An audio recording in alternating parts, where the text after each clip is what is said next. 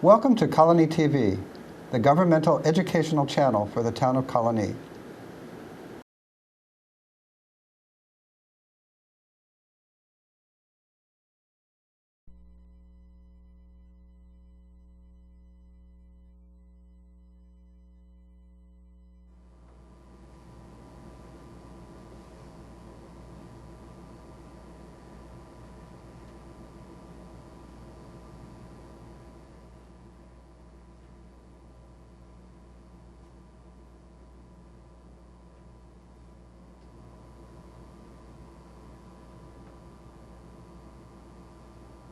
My name is Dean. I'm a recovering alcoholic and addict, and this is Inside Addiction. I want to introduce our guest today for the show, President of the Board of Directors for Friends of RecoveryNY, Laura Eliot Engel, and Field Director, Friends of RecoveryNY, Sam Wiggins. Thank you both for joining us. Hi, Dean. Thank you. Sam and Laura, whoever wants to go first, a little backstory about yourself up to the point of how you got involved with this great agency that's doing so much in supporting so many people that are affected by addiction. I am a person in sustained recovery since 1975. Wow. My genetic predisposition to addiction happened when I was an adolescent, and the progression of my disease was very, very rapid. In 10 years, I was at end stage. Had been declared dead, actually, at one point, clinically dead. I was unemployable. I was bleeding literally from both ends of my body, and really ought not to be sitting here today. And I had a wonderful opportunity to go to an inpatient treatment in Rochester, New York, where I'd been raised. And I'd been away for about 8 years in Michigan trying to finish a bachelor's degree. And the addiction really just took all of that. So I came back home, and John L. Norris Clinic, which is an ATC, still is operating. Yeah. And I received what I needed, and engaged in 12-step community, and did all the kind of, I was maybe sick enough that I was just humble enough. So after a couple of years, I returned to school and got my BSW a few years later, finished a master's in theology, and married and have 2 children raised totally in recovery. Wow. What a complete circle you did since the 70s. 1975. Wow. Congratulations. Thank you. And is it safe to assume that you accomplished what you did one day at a time? Absolutely. Now, Sam, you've been a guest on the show in the past as well. For those people that haven't seen the show, kind of bring those people up to speed, a little bit of your background, a little bit of your story. Yes. First, I'd like to just say thank you for having me here and having us here. I'm actually the product of a single-parented home in Brooklyn, New York. And the level of poverty that existed made me a great host for different experimental situations with drugs. I found myself dabbling to become a part of certain groups of individuals in my neighborhood, dabbling and experimenting with different drugs. The progression was one that moved at a rapid pace. Before I was out of high school, I was actually a very great host for a number of different drugs and a number of different activities that came along with that particular package. I attempted to escape the realm that I lived in and the existence that I was so wholeheartedly participating in at one point, and went into the military. The military helped me to take another look, while at the same time allowed me to engage another form of drugs through alcohol and engaging in, you know, certain levels of illegal drug activity. Somewhere along the line, I abandoned everything I knew about normal life, quote unquote, and found myself engaging in criminal activities. Found myself experiencing health issues. I got hurt in the military, and in an effort to deal with some of those issues, I delved deeper into the drug lifestyle and the medicating of the pain that I was experiencing. That led to all different types of cocaine use, alcohol, and somewhere along the line, the God of my understanding assisted me in finding my way back into recovery. And I say back into because I had a moment in between where things got to the end, where I had paused, so to speak. Not stopped, but paused.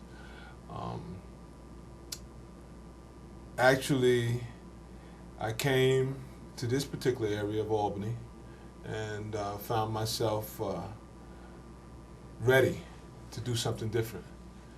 And I need to say that the opportunities presented themselves as I began to progress in my recovery, and I stayed and became committed to this new way of life. Educational opportunities became available and became revealed to me.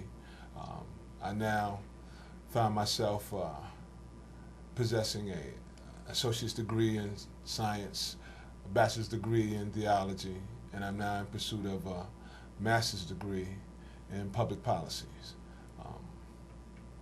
which allowed me to be seated here in this great company. So I thank you. And how long ago did that whole, you know, transformation take place? Well, I started getting high in 1969, and I was about 9 years old. I got clean in 1994, and I've been clean ever since. Wow. So, matter of fact, I just had the great occasion to celebrate 18 years, the 30th of August. So let me ask you both.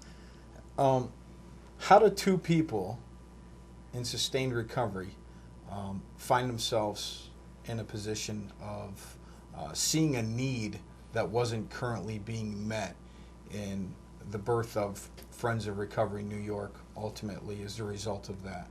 Or We have in New York State some incredible community-based agencies and opportunities that really came from the very first woman who achieved sobriety in Alcoholics Anonymous, Marty Mann, with the National Council on Alcoholism. And New York has the largest network of councils, which came out of that whole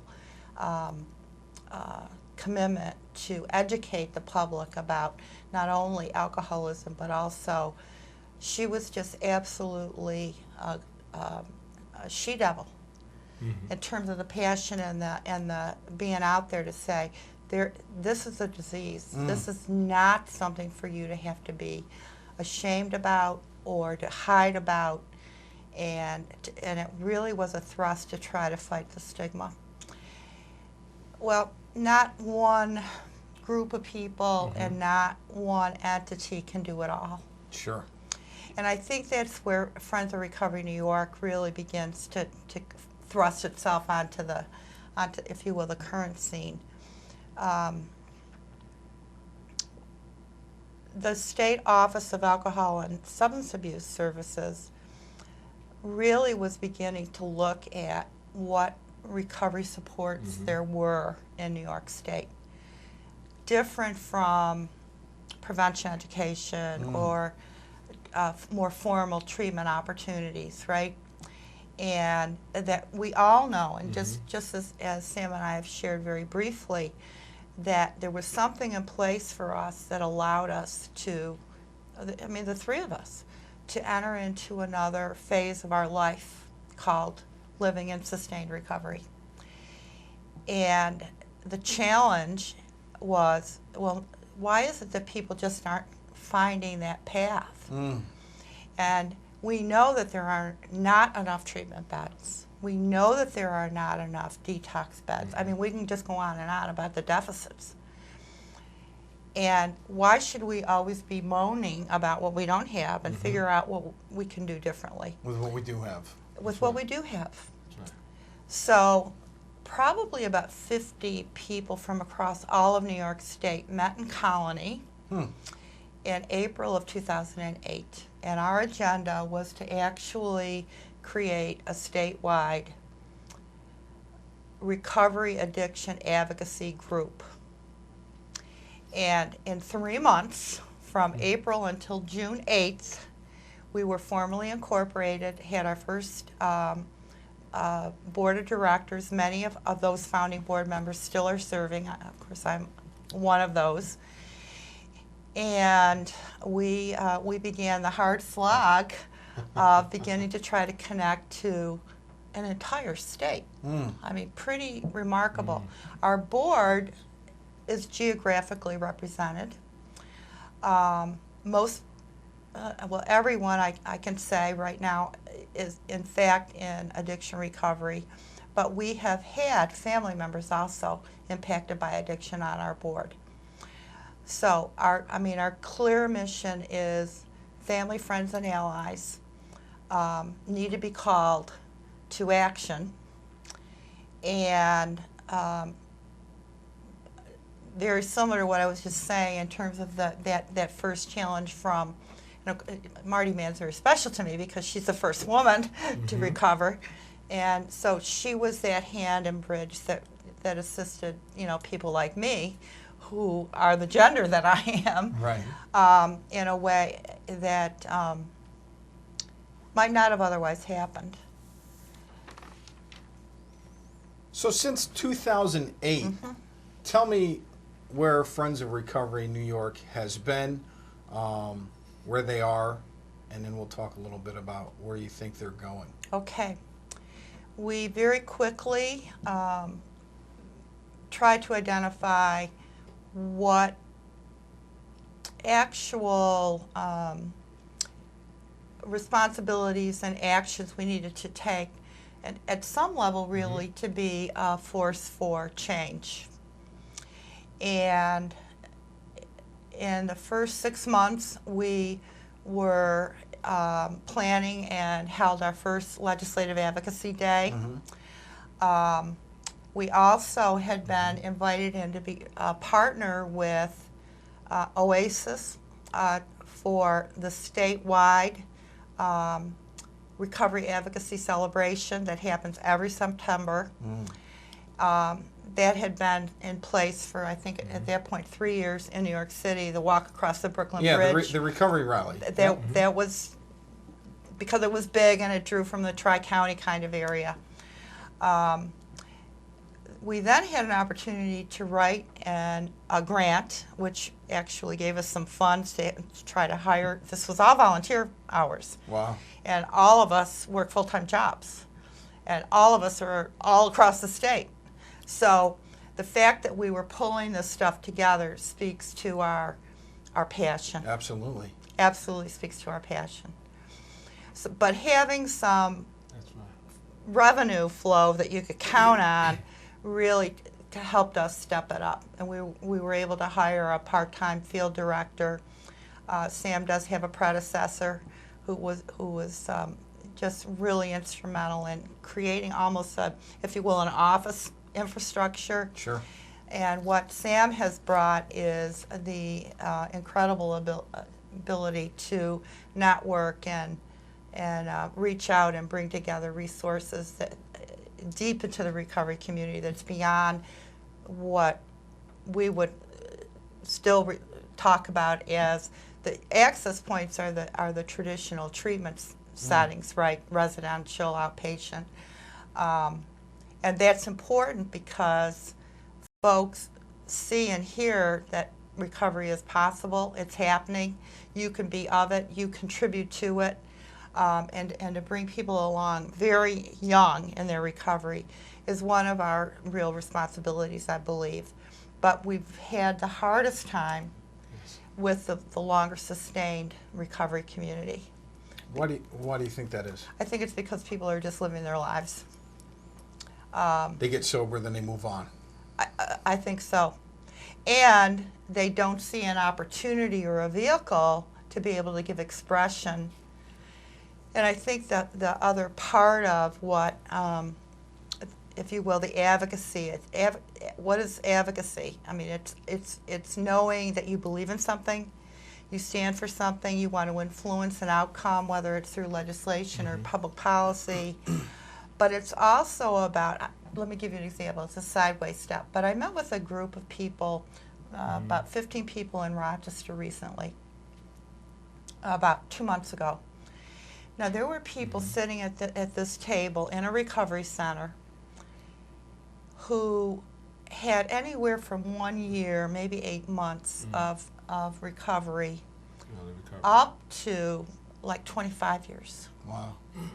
So here's this example, this group, you know, if I was doing test, you know, sampling, you couldn't have asked for a better Nice little cross-section. cross-section. Male, female, Asian American, African American, Caucasian. I mean, it was everything, and which speaks also to that addiction doesn't care, right? It doesn't care what you look like. And what everyone shared in common, besides being in recovery, which of course in itself is a huge deal, but they had never really found a way to say, I can advocate not only on behalf of myself, which we would call maybe being self-assertive or confident, right? Sure. But with and about others. They just, it's not that they didn't think about it, but they don't know how to do it. So that's one of our responsibilities, I believe, to educate. What is advocacy? What does it mean to tell your story without all of the gore? Knowing something about somebody's history is very important because that's where the relatability occurs. But if that's all we're talking about, we're stuck again, right? And so there's educating about how to tell your story. What is advocacy? How do you advocate? How do you come together? There's more power in a group than there is as an individual. Sure. So that I get, if there's a theme, that's really been what we've been doing for almost I can't believe it, but almost 5 years now. Yeah. Tell me a little bit about what distinguishes Friends of Recovery New York, the people you serve, and some of the typical traditional, for example, 12-step programs, Al-Anon, AA, NA, GA, in how Friends of Recovery New York, I just see as a group that welcomes everyone. Yes. First and foremost, it's very important to say that we are not a methodology to achieve recovery, unlike the other pathways you've just named. Sure. So knowing that, we can say to anyone, however you've achieved your status as a person in recovery, it could be through a church group, it could be through, and still with medication-assisted recovery, okay? Because, I mean, we all know that there's been some real, I'll say very strong prejudice that somehow, you know, you're disqualified. Sure, you're on Suboxone, you're on methadone. And what we know is that, I mean, if we cannot walk around and say that we have a disease and then refute medical intervention. I mean, it's absolutely insane, talking about insanity. So Friends of Recovery New York is absolutely clear. All pathways to recovery with recovery is welcome. One of the other things I think that, if you will, differentiates us from those more traditional pathways is that we do not in any way endorse that there is only one way. It's another way of saying the same thing, if you will. This is how I got sober, so this is how you have to get sober. Exactly. Right. So it's broader, it's more inclusive, maybe more universal in some way. And when one of the things that we've been also doing is standing up a Recovery Coach Academy, where we're training people how to be recovery coaches, and that's probably a whole other show. But to at least say that this venture is occurring, and that it's person-centered, and the individual who's seeking recovery said, "This is what I want to achieve." The coach walks with them and helps them identify what are those goals and what are some action steps. But there's no right or wrong in that process. The only right or wrong is, are you living your life a little bit better today? Do you feel better about yourself today? And connecting with those community resources, which is another way, pathway back into that community that we've been trying to reach. Tell me about some of the involvements that Friends of Recovery New York has. I've had the pleasure of attending one of the legislative advocacy days, as well as the recovery rallies. It's also my understanding that you have an upcoming retreat. And then maybe, how can somebody get involved and support an organization that to me is unparalleled to any other organization that I've seen in the recovery community? How can someone support you folks that are supporting so many? Obviously, you saw something, Sam saw something.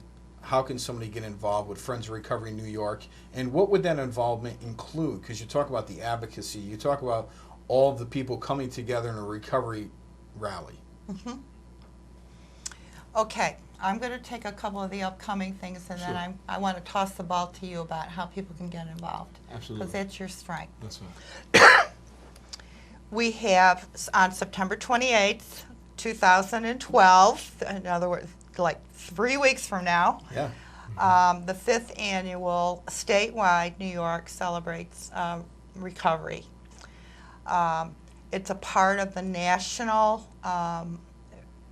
recognition of recovery that's actually been celebrated now for 20 years. It's quite remarkable. We've moved it here to Albany so that people from outer parts of the state, like me, who has to travel 5 hours to get here, can participate. Yeah, well, at least now I don't have to drive 3 hours to New York City. That's right. I can drive down to the Corning Preserve. There you go. And it's at Corning Preserve, the 23rd, Sunday the 23rd, 11 to 3. We really have a great event happening this year. And if we have time, I'd love to spend a little time about who's actually going to be there and what we're going to be doing. Absolutely. The other thing that you just kind of slipped in that I do want to raise up, before the end of the year, we will be convening trainers of recovery coaches for a first ever New York State trainer coach retreat to share ideas, strengthen that network, really bring people up to speed on some things that are happening kind of behind the scenes. We really are seeking to be that network and hub. And think about the spokes again. I talk with my hands. We really want to be the center of that wheel. The core.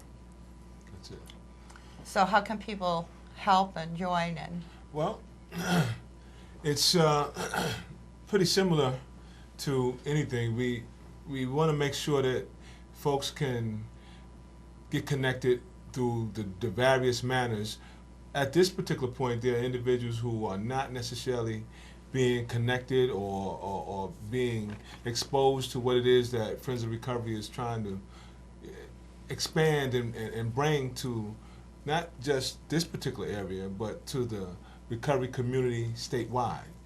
As Laura just stated, we are actually, at every corner of the state, and what we're trying to do is make it so that individuals can go online, or they can call, There's a number of different ways, or any kind of recovery event that's going on.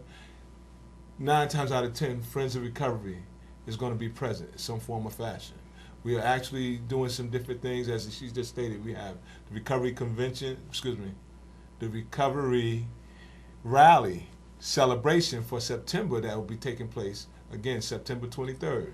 It's going to be a fantastic opportunity for individuals to come together, celebrate recovery, but better than that, it's going to give you an opportunity to network and get connected to individuals who have other pathways, other opportunities, other availabilities that some people may not have awareness of. Good music, good food. Good music, good food. It's going to have a good time. We're having opportunities for kids to play. So it's a family fun event as well. Right. Absolutely. It's a family fun event. This is a great opportunity for individuals to find out what it is Friends of Recovery does, who we're connected to. As we stated, this is an opportunity for individuals to identify a purpose. A lot of folks in recovery don't necessarily identify with a purpose. And they get clean, and that's how we wander off into these other different areas of, these mundane lifestyles where recovery is, seldom talked about.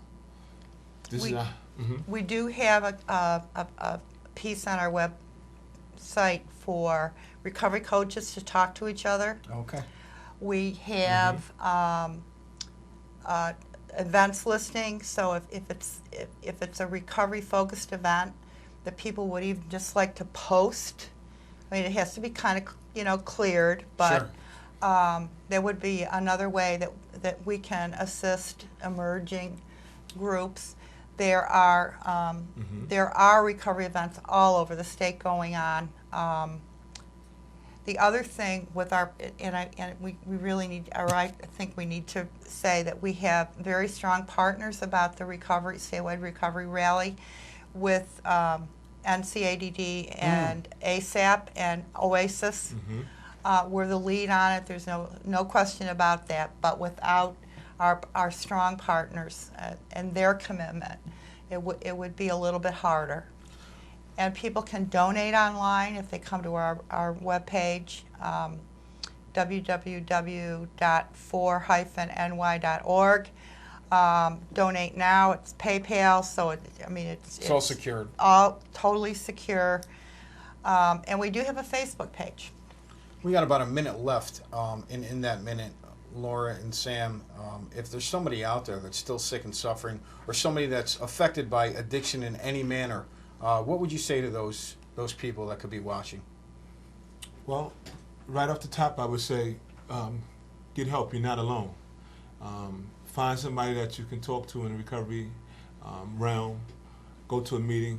I would like to say connect with somebody in Friends of Recovery, but we are all Friends of Recovery. We want to let you know that you're never alone, and a meeting is how I found out. I got connected with people who were doing what I was trying to do. And Laura? I would say calling our phone number, which I don't know that we've got up there, but it's 518-487-4395. We could try to connect people with coaches. There is on the webpage. I've had several people reach out to say, I'm looking for a coach in some small town in upstate, and I've been able to network behind the scenes, Connect people. and connect people to a coach. Which is, again, it sounds to me like the whole mission. Again, I want to thank Laura and Sam for all you do on a daily basis to connect people in recovery. Thank you very much, Gene. Thank you.